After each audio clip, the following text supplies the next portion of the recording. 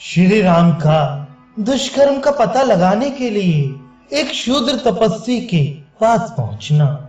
नारद जी के ये अमृतमय वचन सुनकर श्री रामचंद्र जी को अपार आनंद प्राप्त हुआ और उन्होंने लक्ष्मण जी से इस प्रकार कहा, सौम्य जाओ, उत्तम व्रत का पालन करने वाले इन दुष्श्रेष्ठ को सांत्वना दो और इनके बालक का शरीर उत्तम गंध एवं सुगंध से युक्त तेल से भरे हुए काठ के बड़े कठौते या डोंगे में डुबाकर रखवा दो और ऐसी व्यवस्था कर दो जिससे बालक का शरीर विकृत या नष्ट ना होने पाए। शुभ कर्म करने वाले इस बालक का शरीर जिस प्रकार सुरक्षित रहे, नष्ट या खंडित ना हो, वैसा प्रबंध करो।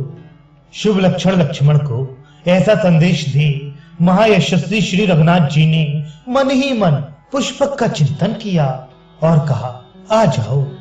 श्री रामचंद्र जी का अभिप्राय समझकर स्वर्ण भूषित पुष्पक विमान एक ही मुहूर्त में उनके पास आ गया।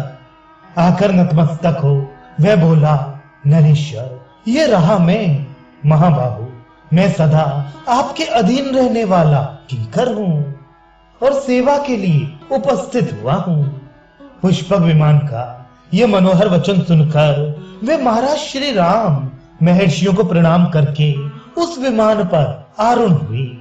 उन्होंने धनुष बाणों से भरे हुए 2 तरकस और एक चमचमाती हुई तलवार हाथ में ली और लक्ष्मण तथा भरत इन दोनों भाइयों को नगर की रक्षा में नियुक्त करके वहां से प्रस्थान किया।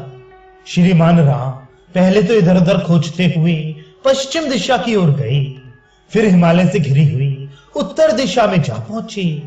जब उन दोनों दिशाओं में कहीं थोड़ा सा भी दुष्कर्म नहीं दिखाई दिया, तब नरेश्वर श्री राम ने समूची पूर्व दिशा का भी निरीक्षण किया।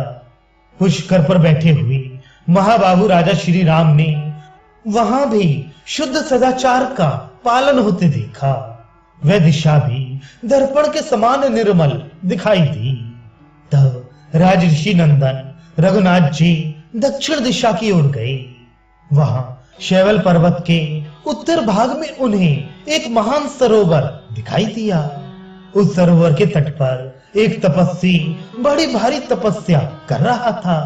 वह नीचे को मुख किए लटका हुआ था। रघुकुल नंदन श्री राम ने उसे देखा।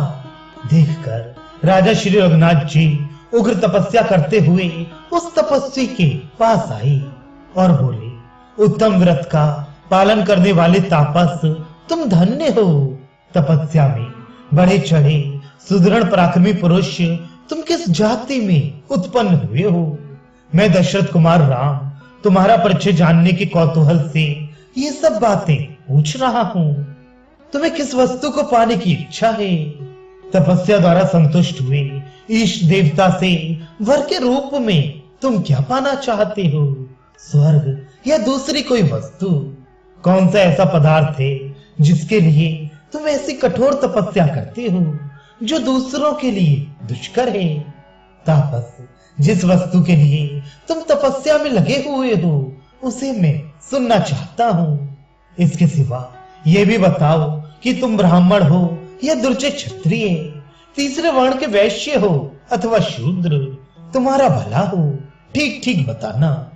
महाराज श्री राम के इस प्रकार पूछने पर नीचे सिर किए लटके हुए उस तपस्वी ने उन निरप श्रेष्ठ दशरथ नंदन श्री राम को अपनी जाति का परिचय दिया और जिस उद्देश्य से उसने तपस्या के लिए प्रयास किया था वह भी बताया।